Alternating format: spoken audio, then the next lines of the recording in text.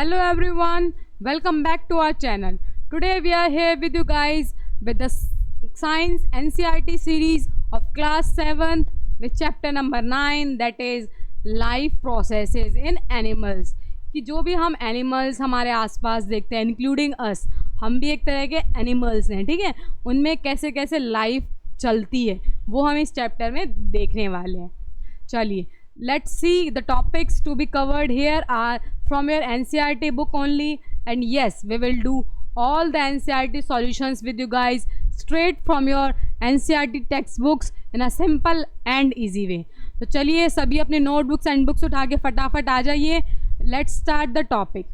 हम इसमें सबसे पहले क्या पढ़ने वाले हैं, जो न्यूट्रिशन होता है एनिमल्स में वो कैसे आता है, क्या न्यूट्रिशन होता है, फिर हमारा जो खाना है वो डाइजेस्ट कैसे होता है, लार्ज इंटेस्टाइन्स क्या होती हैं, डाइजेस्टिव सिस्टम क्या होते हैं, और डाइजेस्टिव सिस्टम्स बर्ड्स में क्या होते हैं, रेस्पिरेशन क्या होता है, रेस्पिरेशन फिश में क्या होता है। अच्छा, ये आपने ह्यूमन डाइजेस्टिव का जो सिस्टम का जो डायग्राम है अपने बुक्स में आपने देखा है अच्छे से।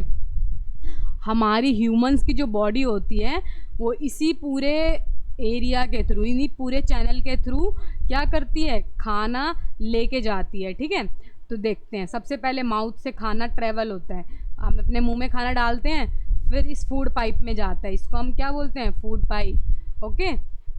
उसके बाद फूड पाइप से फिर ये नीचे जाता रहता है, पेट में जाता है, फिर पेट से हमारे स्मॉल इंटेस्टाइन्स में चला जाता है, फिर उससे लार्ज इंटेस्टाइन में चला जाता है, फिर रेक्टम में जाता है और फिर एनस में जाता है। ये डायग्राम जो दिख रहा है आपको, इसके थ्रू हमारा खाना हमारी बॉडी में ऐसे ट्रैवल करता है, ठीक है।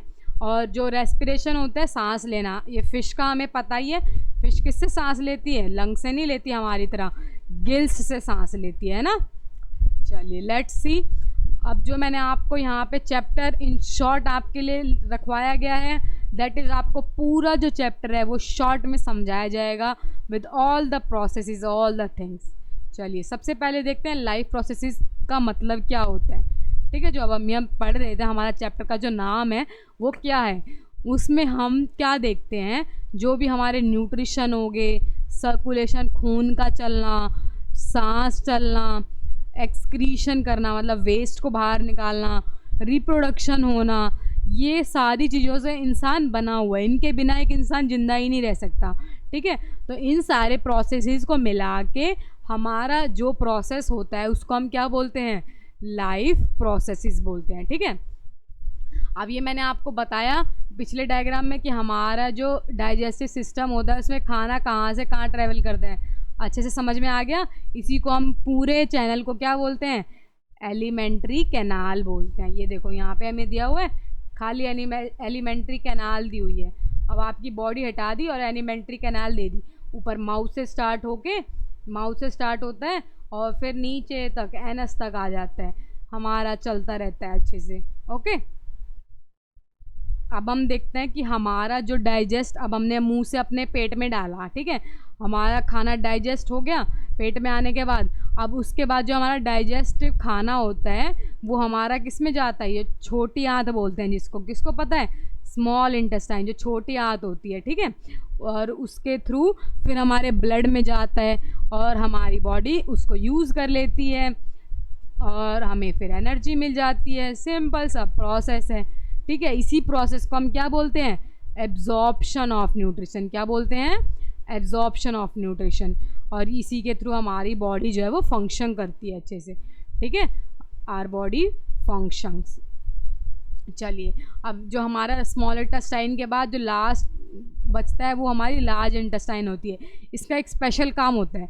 लार्ज इंटेस्टाइन क्या करती है, जितना भी पानी बचा हुआ है ना, जो वेस्ट फूड बच गया है, ठीक है, उसमें से सारा पानी निचोड़ लेगी और सोल्ट्स वगैरह भी निकाल देगी, और फिर लास्ट में क्या करेगी, उसको डाल देगी एनस में कि जा भाई तू वेस्ट हो गया है, मैंने तेरा सब निचोड़ लिया है, जितनी भी उसमें न्यूट्रिशन थे, अच्छी चीज़ें थी, सब कुछ निचोड़ लिया और फिर लास्ट में उसको एनएस में डाल दिया और फिर वो वेस्ट बन जाता है। और इसी प्रोसेस को हम क्या बोलते हैं, इजेशन बोलते हैं, ठीक है।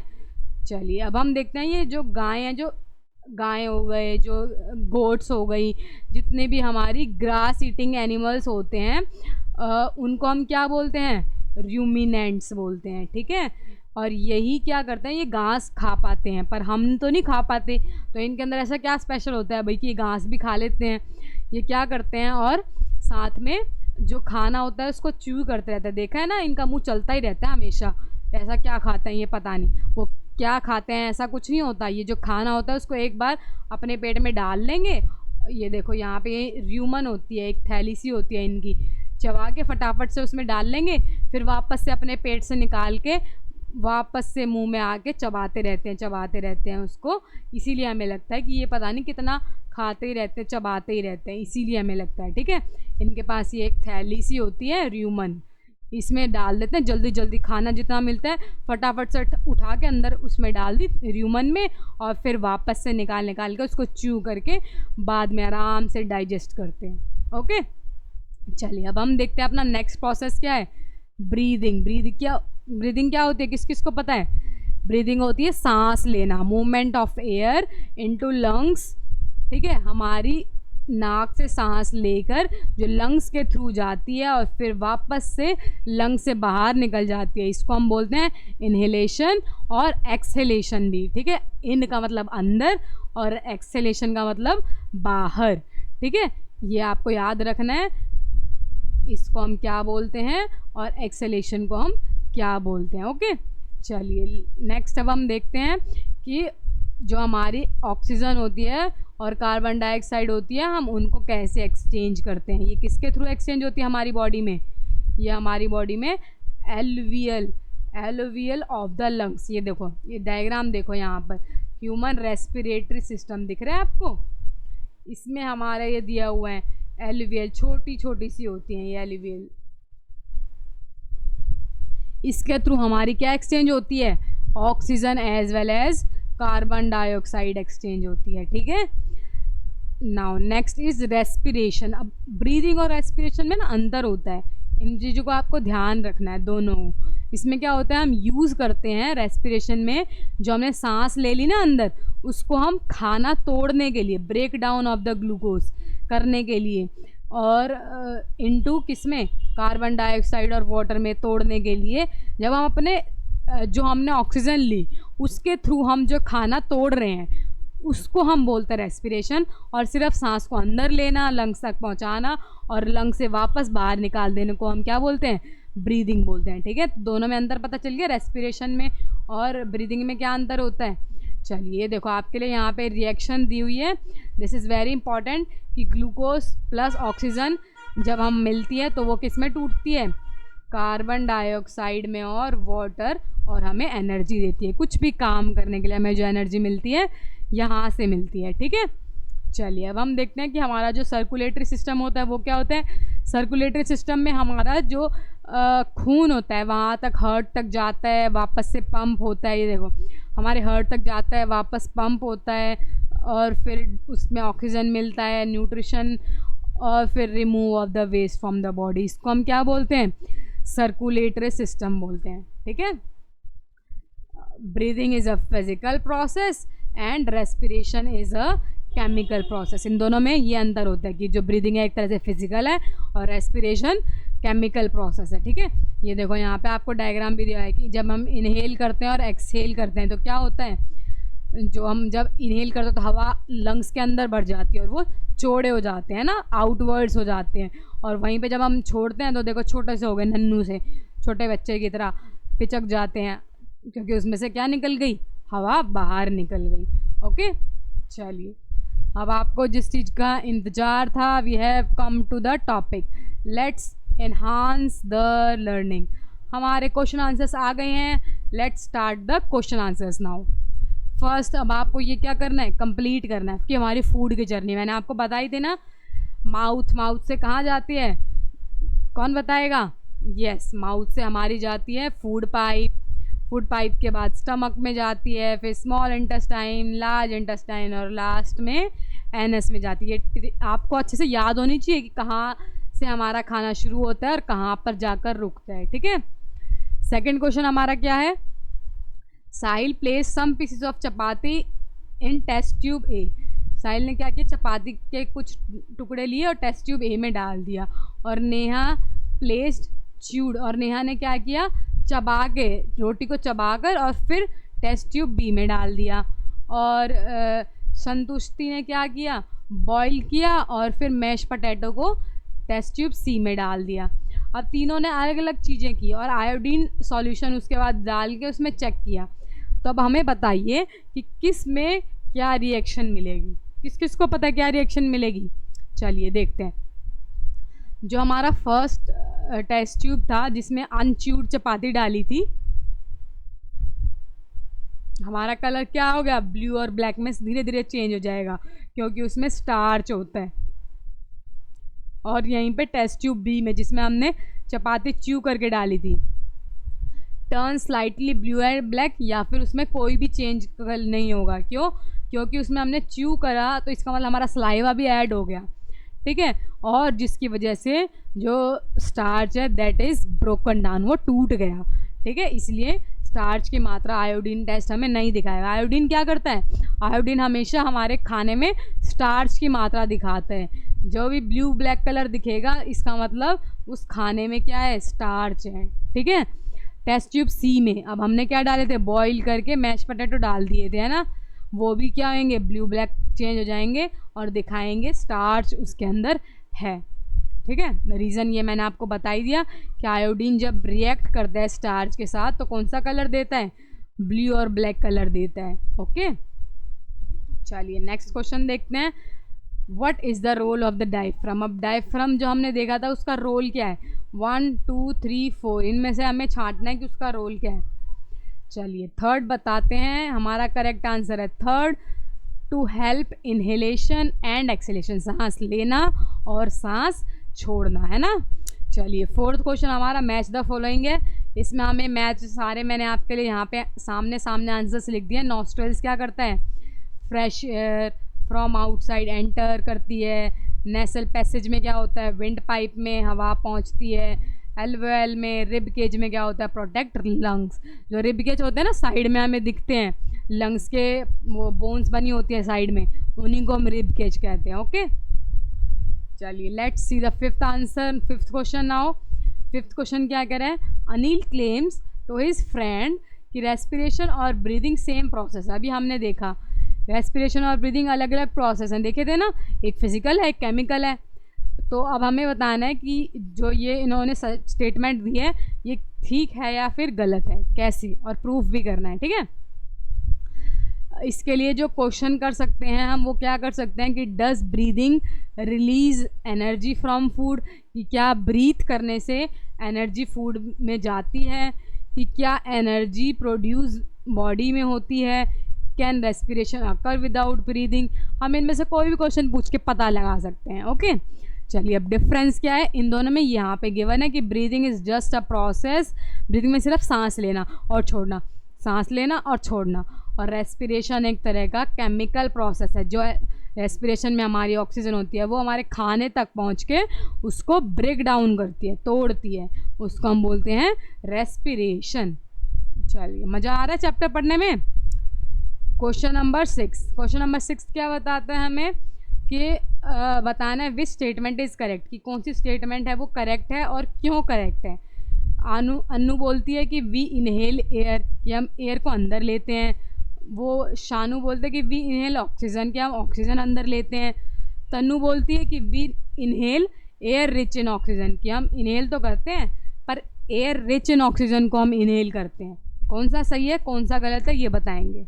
चलिए इसके लिए हम देखते हैं करेक्ट स्टेटमेंट क्या है। तन्नू की करेक्ट स्टेटमेंट है, जिसने क्या कहा था, we inhale air rich in oxygen, क्योंकि जो एयर होती है उसमें बहुत सारी गैसेस होती हैं, ठीक है। ज़रूरी नहीं कि ऑक्सीजन ऑक्सीजन होती है, पर जो हम सांस अंदर लेते हैं we inhale oxygen is not fully correct, is not fully correct, ठीक है। Air rich in oxygen is accurate, तो इसीलिए हम ये आंसर बताएंगे। Next we see seventh question. Seventh question में क्या कर रहा है, वी ऑफन स्नीज, हम छींक मारते हैं, and we inhale a lot of dust, जब हमने बहुत सारा डस्ट हमारे नाक में, साफ़ सफाई कर रहे होते हैं, देखा है जब साफ़ सफाई कर रहे होते हैं धूल मिट्टी हमारी नाक में चली जाती है, फिर हमें छींक आती है लगातार, तो वो इसीलिए आती हैं। तो अब ये आपको रीज़न बताना है अच्छे से। चलिए देखते हैं। जब जो डस्ट पार्टिकल, 7th का आंसर, जो डस्ट इरिटेट्स द नेस, जो डस्ट हमारी नाक में पहुंच जाता है ना, वो क्या करता है, उसको इरिटेट करने लगता है। एक बार इधर जाएगा, एक बार नाक में उधर घूमेगा, जिसकी वजह से बेचारा नाक क्या हो जाता है, तंग हो जाता है। वो कहता है रुक जा, तुझे अभी मैं बताता हूँ। फिर वो क्या करता है, ज़ोर से छींक मारता है और जितने भी डस्ट पार्टिकल्स होते हैं उनको बाहर निकाल देता है और हमारे लंग्स को सुरक्षित रखता है ना।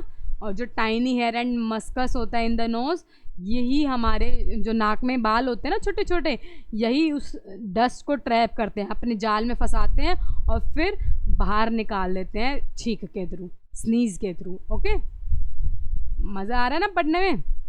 अच्छे अच्छे कॉन्सेप्ट्स पता चल रहे हैं ना। चलिए 8th क्वेश्चन देखते हैं। 8th क्वेश्चन में हमें क्या बोला है, प्रदि और अनुष्काएँ वो दोनों स्टार्ट कर रहे हैं रनिंग वर्कआउट। ठीक है, अपना सुबह का टाइम पे वर्कआउट कर, जैसे आप लोग भी जाते हो रनिंग के लिए, ऐसे वो भी स्टार्ट कर रहे हैं। तो उन्होंने अपनी ना 1 मिनट के हिसाब से सांस गिननी शुरू करी कि भाई हम 1 मिनट में कितनी सांस लेते हैं, चलो आज गिन के देख ही ले। ठीक है, तो अनुष्का वॉज ब्रीदिंग फास्टर। उन्होंने क्या पाया कि अनुषा जो है वो जल्दी ज़्यादा सांस ले रही है प्रदि से। प्रोवाइड एटलीस्ट 2 पॉसिबल एग्जाम्पल्स, इसके 2 हमें एक्सप्लेनेशन दीजिए कि ऐसा क्यों हो रहा है, वो ज़्यादा सांस कैसे ले पा रही है। चलिए देखते हैं। अनुषा जो है वो ज़्यादा तेज़ दौड़ रही होगी भाई, इसीलिए उसको ज़्यादा जल्दी, उसकी बॉडी को ज़्यादा ऑक्सीजन चाहिए होगी, तो उसकी बॉडी ज़्यादा सांस ले रही है। ओके, ये फर्स्ट हो गया। सेकंड हमारा क्या हो गया, अनुषा में भी लेस फिजिकली फिट। एक रीज़न ये भी हो सकता है कि वो ज़्यादा फिट नहीं हो। ठीक है, तो उसकी बॉडी को एकदम से इतना वर्कआउट मिल गया, आज रनिंग करने को मिली, तो उसकी बॉडी तक ऑक्सीजन की मात्रा जो वो पहुंच नहीं पा रही, तो उसकी बॉडी जल्दी सांस ले रही है ताकि ऑक्सीजन की कमी ना हो जाए। भाई आज एकदम से क्या हो गया, ये दौड़ने क्यों लग गई, है ना, होता है ना ऐसा, जब एकदम से दौड़ते हैं कभी तो ऐसा ही होता है, इसलिए डेली वर्कआउट करना है। ओके, 9th क्वेश्चन देखते हैं। यदु कनेक्टेड एन एक्सपेरिमेंट, एक एक्सपेरिमेंट करा है भाई। चलिए टेस्ट ट्यूब्स में हमारे पास ये दिया हुआ है और एक्सपेरिमेंट्स किया हुआ है, A and B, iodine solution डाल दिया है। ठीक है, अब हमें क्या बताना है, राइस फ्लोर, हमने राइस फ्लोर का इसमें थोड़ा सा टुकड़ा भी डाला है टेस्ट ट्यूब में, हाफ फिल्ड विद वाटर करी है, थोड़ा सा पानी डाल दिया, और फिर जो बी वाली है उसमें हमने थोड़ा सा स्लाइवा डाल दिया, और फिर उनको 30-35 मिनट छोड़ दिया, और फिर उनमें हमने क्या डाला, आयोडीन सॉल्यूशन डाल के दोनों टेस्ट ट्यूब्स में चेक किया। क्या रिज़ल्ट मिलेगा भाई, कौन बताएगा? चलिए देखते हैं भाई। अब जो टेस्ट ट्यूब ए हमारी आती है वो विदाउट स्लाइवा है ना, हमने देखा तो उसमें तो कोई स्लाइवा नहीं डाला था हमने, तो इसकी वजह से वो क्या होगा, turns blue black after adding iodine. ठीक है, क्योंकि उसमें हमने स्टार्च पाया, राइस में क्या होता है, स्टार्च होता है, तो स्टार्च मिल गया। वहीं पे जो हमारी टेस्ट ट्यूब बी है उसमें हमने थोड़ा सा स्लाइवा डाल दिया, जिसकी वजह से वो ब्लू ब्लैक नहीं रहा और उसका स्टार्च क्या हो गया, टूट गया, ब्रोकन डाउन, बिखर गया बेचारा, इसीलिए उसमें हमें कोई ब्लू ब्लैक कलर नहीं मिला। लास्ट क्वेश्चन देखते हैं, क्वेश्चन नंबर 10। इसमें हमारा क्या क्वेश्चन हम कह रहे हैं, रक्षिता डिज़ाइंड एन एक्सपेरिमेंट। वो एक एक्सपेरिमेंट डिज़ाइन करते, देखो ऐसे घर पे खुद से कुछ भी एक्सपेरिमेंट नहीं करने, कहीं आप भी लग जाए बनाने, चलिए मैं भी करूँगा भाई, सांस भरूँगा मैं भी, है ना, भरूँगी, ऐसा कुछ नहीं करना है। ये सिर्फ और सिर्फ आपके स्कूल्स के लिए हैं ये सारे टेस्ट जितने भी हैं। इसमें क्या करते हैं, वो ए और बी में फिल करते हैं लाइम वाटर को, ओके, जैसा आपको फिगर में दिखाया गया है। और फिर जो टेस्ट ट्यूब ए है उसमें एयर को क्या करते हैं, इनहेल करते हैं और सक कर देते हैं थ्रू द पाइप, और बी में क्या करते हैं, एक्सेल करते हैं, छोड़ देते हैं, ठीक है, थ्रू द पाइप। तो आपको बताना है क्या रिएक्शन होगी। अब एक में हमने इनहेल कर दिया, एक में हमने एक्सेल कर दिया। तो चलिए, जो हमारी ये लड़की है एक्सपेरिमेंट ये बता रही है कार्बन डाइऑक्साइड की मात्रा चेक करना चाह रही है बेसिकली, ठीक है, इनहेल और एक्सेल के थ्रू। क्या होता है, जब लाइम वाटर में अगर हम कार्बन डाइऑक्साइड को डाल देते हैं ना, तो वो मिल्की हो जाता है, मिल्क सा, दूधी सा कलर हो जाता है उसमें, ठीक है। तो यही चीज़ हमें उस एक्सपेरिमेंट के थ्रू पता चलेगी। अब टेस्ट ट्यूब बी जो है जिसमें हमने एक्सेल किया है, छोड़ी है हवा, ठीक है, लाइम वाटर उसमें जल्दी मिल्की हो जाएगा, मतलब कि उसमें ज़्यादा ऑक्सीजन आई, ज़्यादा कार्बन डाइऑक्साइड का मतलब जल्दी मिल्की हो जाएगा। और वहीं पे जो ए है उसमें हम इनहेल कर रहे हैं। इनहेल तो हम ऑक्सीजन को करते हैं ना, तो इसीलिए जो लाइम वाटर है वो रिमेन्स क्लियर, इसमें हमारी लेस CO2 की मात्रा है। इससे हमें पता चलता है कि लाइम वाटर दोनों टेस्ट ट्यूब्स में, observing that the line tubes in both the test tubes, और जो मिल्की होता है fasters due to higher CO2 content, जिसमें ज़्यादा CO2 वो ज़्यादा मिल्की सा हो जाएगा। ठीक है, ये सारे एक्सपेरिमेंट्स आपको क्लास में करने हैं अपने टीचर के सामने।